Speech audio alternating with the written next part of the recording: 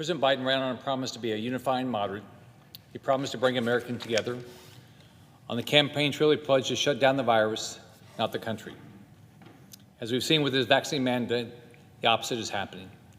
Joe Biden and Democrats in Washington have adopted an agenda of systemic socialism focused on expanding government and federal control. In Joe Biden's America, the government knows better than the people, and President Biden has shown that he's eager to use government mandates to keep families in check. President Biden's latest vaccine mandate for private companies tramples on the personal freedoms of Americans. This unconstitutional order pushed more Americans out of the workforce, devastated our economy with product and service shortages that cripple supply chains, and threw America into a stagflation crisis not seen since the 1970s. By forcing some working Americans to choose between keeping their jobs or doing what they believe is best for their health, Biden's mandate hurts the people he claims to help: workers, low-income Americans, and seniors on a fixed income who will all be either hit with higher unemployment, higher prices, or a shortage of available goods. When I think about the impact of burdensome government regulations, I think about my dad. My adopted father was a truck driver.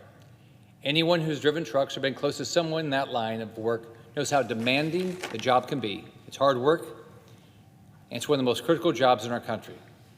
Truck drivers are like the offensive linemen of America's supply chain, often overlooked, but absolutely essential to getting things moving. Our country is already experiencing a significant shortage of truck drivers. We can't afford to lose any more. Of course, trucking isn't the only industry that will be affected by Biden's unconstitutional mandate. Nearly every sector is under the gun.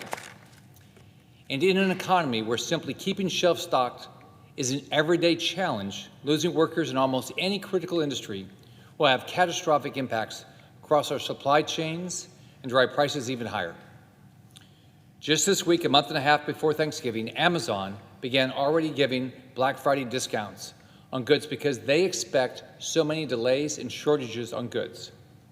That means families who have to wait for holiday bonuses before they go shopping are going to be facing out-of-stock signs online and in stores. Joe Biden needs to answer this question. How is he going to fix this? How can Joe Biden guarantee our supply chains won't completely crumble under his failed policies and mandates? In fact, I urge President Biden to have Transportation Secretary Pete Buttigieg and Commerce Secretary Gina Raimondo testify to the Commerce Committee on the shortages that we're already seeing and the shortages that we anticipate.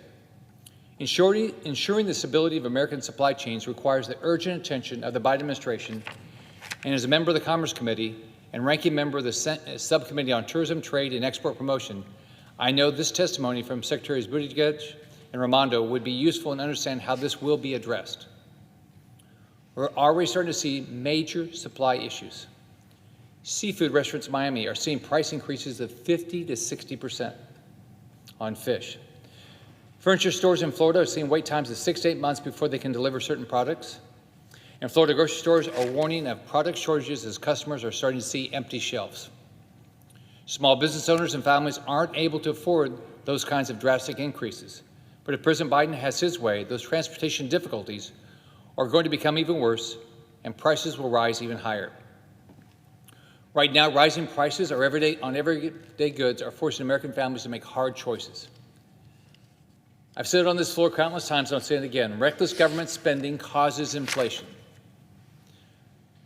The reckless spending agenda of Joe Biden and Democrats here in Washington is having disastrous effects on families across our country. We can never forget that as inflation worsens and prices surge higher, it's the poorest Americans and those on fixed income who are hurt the most. There are single moms wondering if they can put an extra few gallons of gas in the car and still afford to put dinner on the table this week.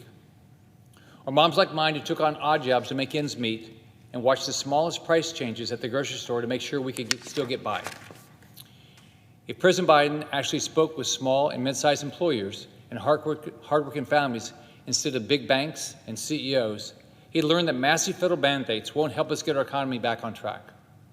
His big government mandates will only hurt us. I want to be clear, I got the vaccine, I had COVID, and I encourage every American to talk with their doctor and consider doing the same. But getting the vaccine is a choice every American gets to make for themselves. We can't give people an ultimatum to comply, quit, or get fired. It's a gross overreach by the federal government at a time when we need more jobs, not less, lower prices on everyday goods, not higher. Unlike Joe Biden and Democrats in Washington, I don't believe that government knows better than the American people. My parents didn't have much of a formal education, but they worked hard and made the choices they felt were right for the health and well-being of our family. They relied on government to keep them informed and then made their own choices. That's how government should work. And that's what I did when I was governor of Florida. In 2016, Florida was faced with the Zika virus, which impacted newborns. Rather than placing mandates on pregnant women or restricting their travel to areas with local transmission of Zika, which we knew where they were, we simply informed Floridians. We worked to be as transparent as possible and offered free Zika testing to all pregnant women in Florida.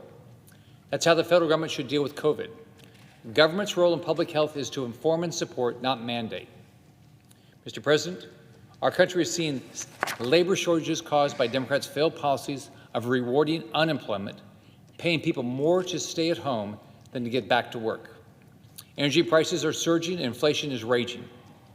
American families can't afford more of President Biden's radical policy decisions that are inflicting lasting damage and driving our economy backwards. Restoring and strengthening our supply chain is a critical step in getting the American economy rolling forward. It's time for President Biden to acknowledge massive, unconstitutional mandates on private companies won't do anything but hurt American business and throw gasoline on the all-raging inflation crisis he has created. Thank you, Mr. President. I yield the floor.